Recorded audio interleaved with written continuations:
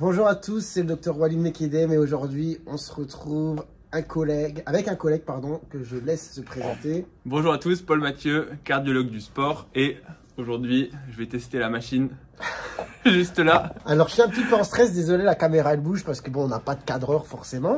Et du coup PM est cardiologue et aujourd'hui il va me faire donc une épreuve d'effort. Ça doit sûrement vous parler. Il y a des gens qui sont sportifs qui en font, il y a des gens qui sont pas du tout sportifs aussi, chez qui on a déjà prescrit une épreuve d'effort.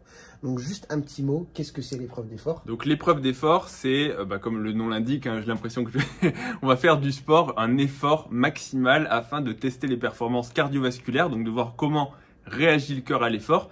Et là, la petite particularité de l'épreuve qu'on va faire aujourd'hui, c'est que c'est une épreuve d'effort avec une mesure de la VO2. La VO2 pour les sportifs, ça vous parle peut-être, c'est la consommation d'oxygène. Et ce qu'on va aller chercher chez Walid, c'est sa VO2 max. Donc sa consommation d'oxygène maximale, et en fait c'est le reflet de la capacité aérobie. Et si on doit le résumer, c'est en gros ce qu'on appelle communément quand on parle entre potes, c'est le cardio. Plus on a un bon cardio, plus on peut faire des efforts intenses et prolongés sans s'essouffler, et plus surtout on a une grosse capacité d'effort. Mais attention, c'est sur la filière aérobie, c'est-à-dire les efforts d'endurance. Là, ça ne va pas du tout tester la force maximale. Un haltérophile, il a une grande force, mais un cardio, en général, on ne va pas le dire, mais assez claqué. Du coup, moi, je le fais dans le cadre justement d'une pratique de sport que je souhaite intensive. Donc voilà, je fais pas mal de courses. Forcément, contrairement à certains sportifs, c'est pas forcément beaucoup, mais en tout cas, à mon échelle, j'essaie vraiment d'augmenter et d'atteindre certaines performances. Et donc, j'ai une montre connectée. Je sais pas si c'est hyper fiable. Peut-être que tu pourras dire un mot dessus après. Mais en tout cas, voilà, je monte souvent très haut sur le cardio quand j'essaye de pousser. Et donc, je me suis dit, ce serait bien de faire justement une épreuve d'effort, histoire d'être un peu au clair sur le sujet. Cependant, il y a des gens qui sont d'un certain âge ou qui ont des soucis de santé qui font parfois une épreuve d'effort. Est-ce que juste là, pour le coup, tu peux dire dans quelle indication prescrit une épreuve d'effort? Donc l'épreuve d'effort, c'est principalement pour rechercher les maladies artérielles. Enfin, il n'y a pas que, mais principalement les maladies artérielles des coronaires. C'est-à-dire qu'on va voir si à l'effort, est-ce qu'il y a des signes de souffrance cardiaque, que ce soit des arythmies, que ce soit des modifications du tracé électrique, qui peuvent, encore une fois, on ne voit pas les artères sur un test d'effort, mais on peut voir son retentissement sur l'activité électrique. Alors, petit message pour les médecins qui regarderaient ça, le test d'effort simple, aujourd'hui, en 2025, c'est plus un examen recommandé pour la recherche d'ischémie chez les patients. Il vaut mieux faire des examens couplés à l'imagerie, une échographie d'effort, une scintigraphie où on voit le cœur.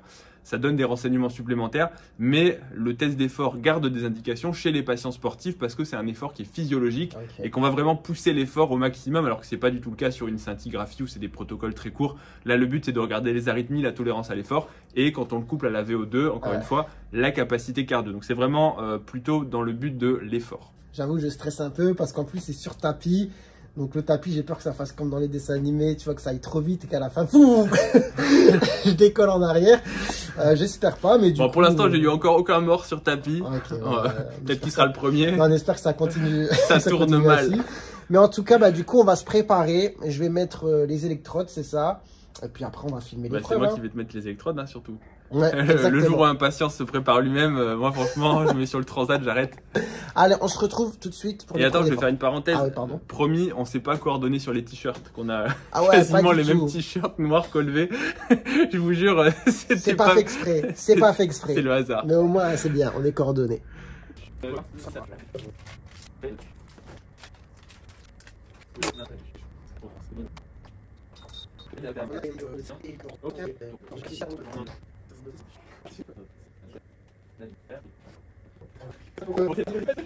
Là, c'est un film? Là, c'est un film, ouais. Okay. Moi, je vous avoue, c'est un petit peu stressant d'avoir ce truc-là qui vous comprime le visage, mais bon. Il n'y a pas de restriction d'air, donc c'est psychologique, mais ça se passe bien. T'es pas dans un tuba, tiens, approche-toi. Ouais, c'est vrai, on respire dans ouais, c'est... Non, en tout cas, je suis comme n'importe qui. Moi aussi, j'aime pas trop aller chez le médecin. Surtout pour ça. Je vous le dis, quand on fait des examens, je comprends le stress que ça génère et tout ça. Avoir des machines sur le corps, des patchs, des fils. Prochaine vidéo, l'examen de la prostate de Walid. On va attendre un peu. Du coup, là, étape suivante. Alors, prochaine étape, c'est une spirométrie. on va mesurer tes volumes respiratoires pour calibrer le test et vérifier déjà qu'il n'y a pas une limitation respiratoire à l'effort. Parce que ce que j'ai pas dit, c'est que ce test de VO2, c'est un test pour les sportifs, mais aussi à la base, sur le plan médical, pour explorer un essoufflement, une dyspnée. Et c'est un très bon test, parce que ça permet de voir à l'effort où est-ce que les gens sont limités. Donc hyper intéressant comme test, qui est trop peu prescrit pour un bilan d'essoufflement. Les gens te disent je suis essoufflé à l'effort. Toi, tu es à peu près convaincu que c'est parce qu'ils ont pris du poids, qu'ils ne s'entraînent pas, qu'ils ne font pas grand-chose. Mais au moins, ça permet de montrer de façon médicale et avec des preuves, enfin preuves entre guillemets, des éléments factuels, leur respiration, leur cardio et leurs composantes musculaires. Tu respires normalement et quand je te demande, tu vas gonfler les poumons au maximum. Quand tu es plein d'air, tu souffles par la bouche hyper fort, hyper vite. C'est comme ça va mesurer ton VEMS, ton volume d'expiration minute. Par la bouche, j'inspire à fond par la bouche. Ouais, par la bouche, tu gonfles à fond. Quand tu es plein d'air, tu souffles à fond, hyper fort, hyper vite. Et tu vas jusqu'au bout de l'expiration et tu vides. Jusqu'à être complètement vide. Voilà, respire normalement. Vas-y. Vite, jusqu'au bout. Super. Donc là je suis avec Walid. L'idée c'est de calibrer, pour moi en tout cas en tant que cardiologue, l'idée ça va être de calibrer le test avec des paliers progressifs pour être discriminant et pas que ça aille ni trop vite, mais aussi pour que ça permette d'avoir les différents paliers. Je m'explique parce que là c'est peut-être pas très clair. Walid me dit qu'il pense avoir une VMA, vitesse maximale aérobie, donc une vitesse obtenue par paliers successifs de 14 km/h. 14 km/h, ça fait qu'à peu près on va faire des paliers de 1 km/h. Ce sera assez discriminant. Mais si typiquement je peux voir une fille pas très sportive qui va faire une VMA de 11, si je fais des paliers de 1 km/h, en fait on va démarrer à 6, 7, 8, 9, ce ne sera pas discriminant parce qu'il n'y aura que 5 étapes. Donc l'idée ce serait de faire des demi-paliers, des 0,5 km, voire j'ai déjà fait pour une mamie de 70 ans qui faisait encore de la course à pied, j'ai fait des paliers de 0,3 pour être quand même assez discriminant. Alors ça a pris quand même pas mal de temps, mais l'idée c'est voilà, et inversement, si tu fais des paliers de 1 km/h chez un mec qui a une VMA à 22-23, le test dure très longtemps et à la fin, ça devient compliqué parce que du coup, c'est plus exactement de l'aérobie et on peut sous-estimer. Donc là, Walid, 14 km/h, 1 km/h, palier d'une minute, ce sera un bon protocole. Sachant qu'on précise que la VMA, donc 14 km/h, c'est pas la vitesse maximale que tu peux atteindre sur quelques secondes. Bien sûr, c'est pas du sprint. Là, c'est une vitesse qui utilise la filière aérobie, c'est-à-dire une vitesse qu'on obtient par palier, donc progressif. En tout cas, c'est une vitesse sur laquelle la consommation d'oxygène, la VO2, sera maximale. Quand on fait du sprint, on part 20-30 secondes. En fait, la filière aérobie, elle s'active, mais elle s'active que très peu. C'est surtout de l'anaérobie, c'est comme en muscu. On peut faire une série de 10 répétitions en apnée, il ne se passe rien. Après, on est cramé, on a vidé les cellules, mais c'était de l'anaérobie. Donc, ça n'utilise pas l'oxygène. Là, c'est de l'aérobie qu'on va tester, d'où le fait d'y aller par tranches successives, par palier. Voilà. Eh ben, écoute, Walid, je te laisse te mettre en face. Alors, attends, on va juste vérifier les branchements. On va s'approcher un tout petit peu plus. Super. Tiens, viens ici. On va commencer à marcher. Là, donc, on va partir sur un test de VMA, mais avec simplement un monitoring. Non, cours pas, t'es à 3 km/h. Eh oui, on marche. Donc là, on va démarrer, quand tu peux le dire, on va démarrer à 6 km/h. À ce moment-là, tu vas trottiner, ce sera assez lent, mais tu vas trottiner. Il y a trois particularités. Première particularité, c'est que quand on va atteindre ta VMA, vitesse maximale aérobie, tu vas être essoufflé. C'est un effort maximal, tu vas être au bout de ta vie, tu vas être en train de cracher tes poumons. Voilà, non mais je te rassure, c'est normal, on va le chercher. Okay. À ce moment-là, le masque va renforcer un petit peu la sensation que tu auras d'étouffer. Entre guillemets, étouffer entre gros guillemets. C'est juste qu'il y a des gens, des fois, ils enlèvent le masque. Et après, ils me disent, ouais, mais en fait, c'est le masque qui m'a gêné. Sinon, sous-entendu, comme une Tarzan, sinon j'avais une VMA de 18. Alors qu'ils se sont arrêtés à 14. Non, c'est fermé, désolé. Donc là, sinon, tu as une VMA de 18. Elle m'a déconcentré. Alors, VMA, quand on veut cracher les poumons. Donc, ouais, donc sinon, tu vas cracher tes poumons. Donc, pardon, attends, je recommence ce que je disais. Donc, ouais, donc simplement, tu vas être essoufflé, mais le masque va renforcer cette sensation d'essoufflement, mais c'est psychologique, d'accord? Parce que des fois, il y a des gens, après, ils me disent ouais, mais c'est le masque qui m'a bridé, j'ai pas pu respirer normalement. En gros, c'est sous-entendu, j'aurais pu continuer et monter à 18, 19, 20. En gros, j'étais Kipchoge, j'aurais fait un marathon en 2 heures. Non, ça c'est psychologique, c'est juste qu'ils étaient déjà au bout. Quand toi, tu auras la sensation d'être au maximum, d'être hyper essoufflé, en fait, on aura déjà ta VO2 max depuis à peu près 30-45 secondes. Ça, ce sera un plateau, ça n'augmentera plus. Et on aura déjà ta VMA. Ce que ça veut dire aussi, c'est que c'est pas un test de sprint. Quand toi, tu vas être au bout, ben, il faut bien que tu te dises que tous les paramètres maximaux aérobies, on les a déjà. Le but, c'est pas de tenter un palier en se disant ouais, je vais le tenter 3 secondes sur 1 km/h de plus, ça n'a pas d'intérêt. Est-ce que tu veux que je te le scotche? Non, ça va, t'inquiète. Donc, voilà. Dernière chose, c'est que quand tu vas être au bout, éjection, comme tu l'as fait, les mains sur les côtés, et tu sautes. Vas-y, je te laisse le faire. Voilà. Tu fais ça. Moi, je ne vais pas arrêter le test. Tant que tu peux continuer, c'est pas à moi de t'arrêter. Toi, tu es une machine. Tu continues jusqu'à ce que tu puisses plus. Ok? Super, les bras, on est bon. C'est bon? Donc, Walid, tu cours normalement, comme tu le ferais sur n'importe quelle course. D'accord? C'est vraiment, il faut que tu ignores au maximum tous les appareils. Hop, voilà, bouge pas des trucs, je resserre ça. Hop là, et voilà. On est parti.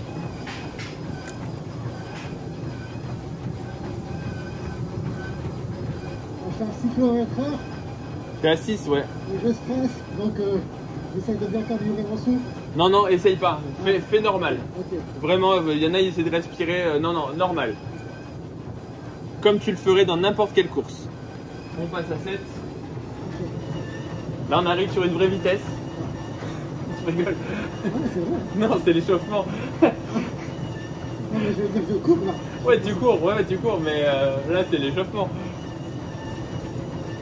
On passe à 8.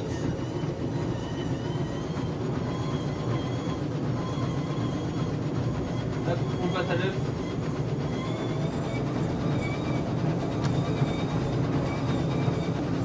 On passe à 10. Courage. Tiens, bon, là, on commence à accélérer. Tranquillement.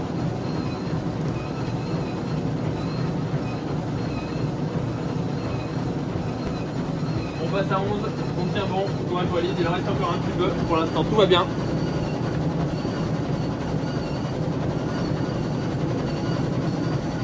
On tient bon, on passe à 12.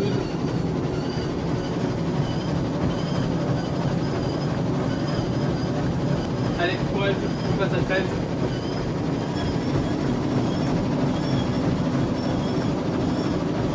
Allez, on tient bon, on passe à 14.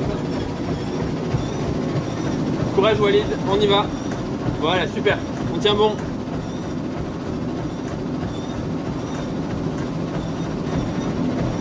Courage, on passe à 15.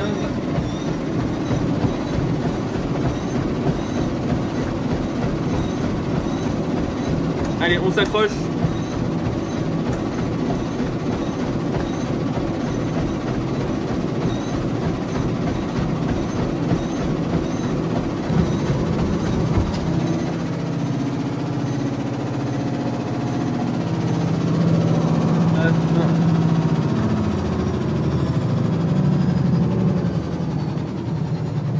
C'est bon, on a la miniature.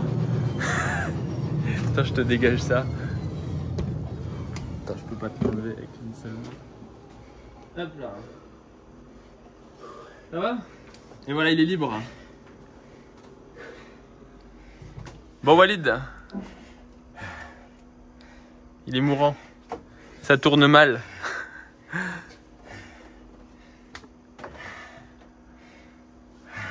Tu peux parler, hein? Raconte-nous. Tu m'avais dit qu'on n'allait pas transpirer trop.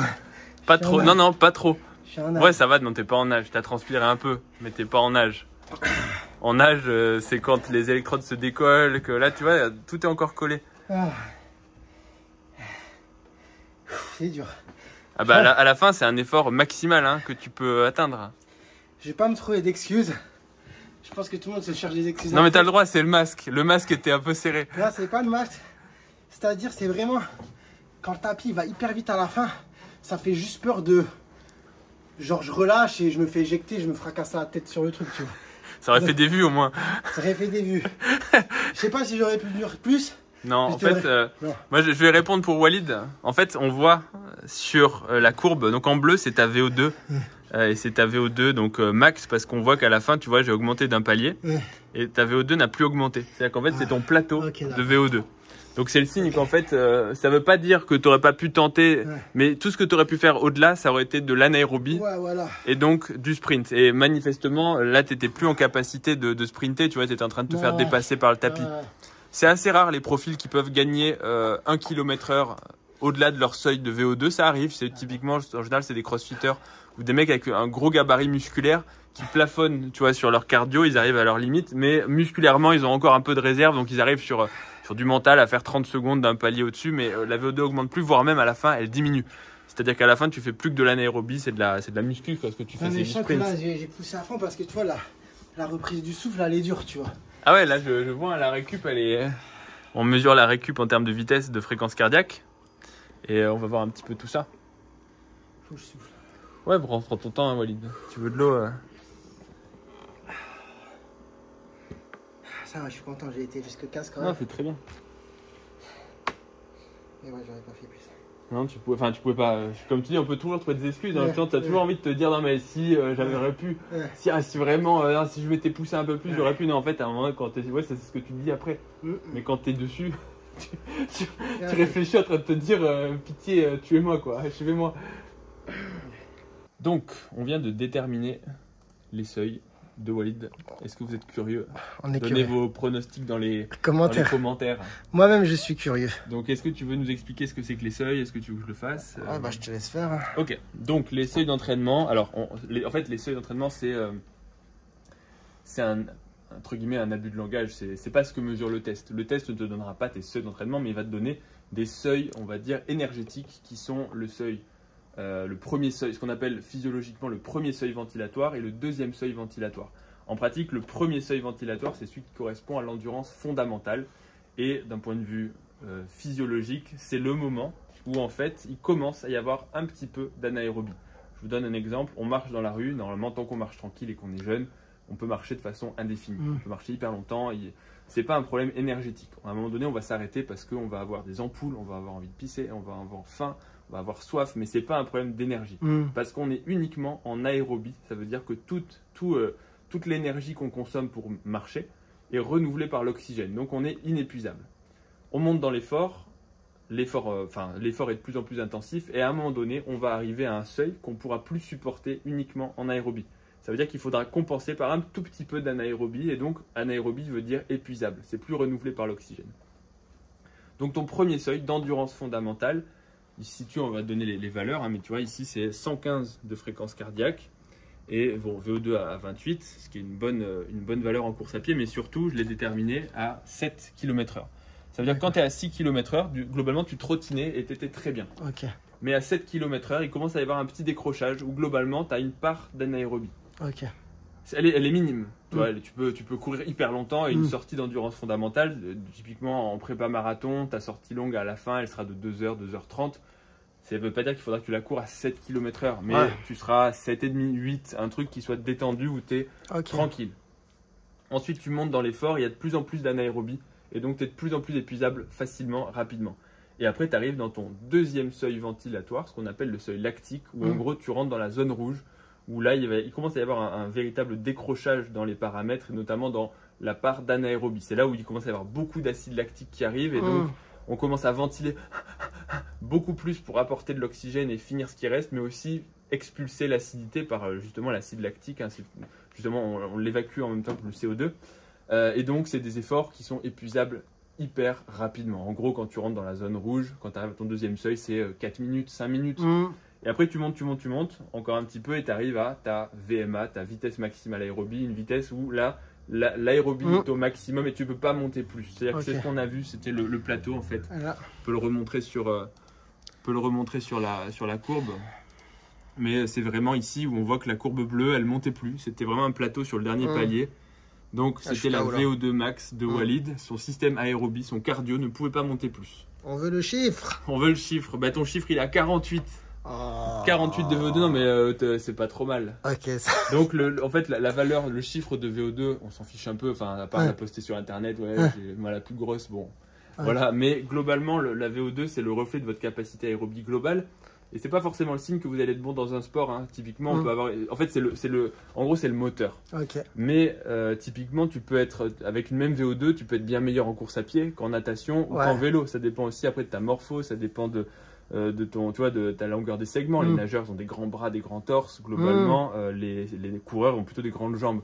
Pourtant, les deux peuvent avoir la même VO2, mais sinon, il suffirait d'avoir une énorme VO2 et tu serais bon dans tous les sports d'endurance. Alors, c'est quand même corrélé, mais il n'y a pas que ça. Donc voilà un petit peu la valeur de la VO2 max. Ok. Et le dernier paramètre, c'est que la VO2 max, on peut la donner en valeur absolue, mais aussi en millilitres par kilo par minute. C'est-à-dire que ça dépend du poids. Si tu as un gros moteur mais que tu es gros, bah en fait tu bougeras pas. C'est comme le camion. Le camion il a un moteur hyper puissant, mais il a une carrosserie qui est hyper lourde. Du coup il accélère pas plus vite qu'une Smart. Mais si tu mets un moteur de Smart qui accélère bien dans un camion, est-ce que le camion il bouge? Non, il bouge pas. Il bouge pas. Donc, c'est ça le rapport. Donc, c'est important de se dire que quand on prend du poids, la meilleure façon d'améliorer sa VO2, c'est de perdre du poids. Ok. Et la meilleure façon de perdre de la VO2, c'est de prendre du poids. Ok, d'accord, très bien. Donc voilà, tu peux améliorer ton moteur, mais il y a aussi la carrosserie qui rentre en compte. Et donc, ta VMA, Walid, du coup, c'était 15. Donc, ton deuxième seuil, pardon. Ta VMA est à 15 et ton deuxième seuil, donc ton seuil lactique, tu rentres en zone rouge à 13 km/h. D'accord. Voilà. Et VMA 15. Bah, du coup, finalement, c'était un peu plus que ce que j'ai fait sur piste. J'avais fait un test sur piste. Mais après, c'était il y a plusieurs mois. Donc, à l'entraînement, du coup, ça correspond. Hein. Si tu t'es mis en 3-4 mois, tu peux avoir gratté. Surtout que là, tu es au début de ta prépa. Je veux dire, tu démarres la course à pied. Tu m'aurais dit, j'ai 10 ans de course à pied. Après, pour grappiller, c'est difficile. Mais là, ça colle bien. Ça colle bien, ouais. Donc, en vrai, c'est pas incroyable. Je vais pas te mentir, hein, mais c'est correct. Celui que tu peux quand même probablement décaler un tout petit peu, ce serait avec plus d'entraînement, ce serait ton premier seuil, tu vois, de le passer à 8 et ta VMA, 16 c'est atteignable dans un an. Bah, pourquoi pas. Bah, on va continuer tout doucement. Donc bah top. Voilà. Et Là, je suis en train de récupérer, c'était dur. Pour ceux qui veulent faire, sachez que ça dure pas hyper longtemps, mais c'est intense. Bon, là, on a beaucoup parlé aussi. On a beaucoup parlé, mais ça... Voilà, alors je mets pause. Et voilà, c'est terminé pour l'épreuve d'effort. J'espère que ça vous aura plu. Abonnez-vous aussi à la chaîne de PM, donc la chaîne du doc. Tout à fait, voilà. Pour parler de sport, de cardio. Sport, cardio, de gros muscles. Exactement. Le petit flex de faim. Voilà, gros biceps. Donc je vous mettrai le lien. Et puis voilà, sur ce, prenez soin de vous, prenez soin de votre santé. Et à très bientôt, je l'espère, pour de nouvelles vidéos. Ciao, ciao.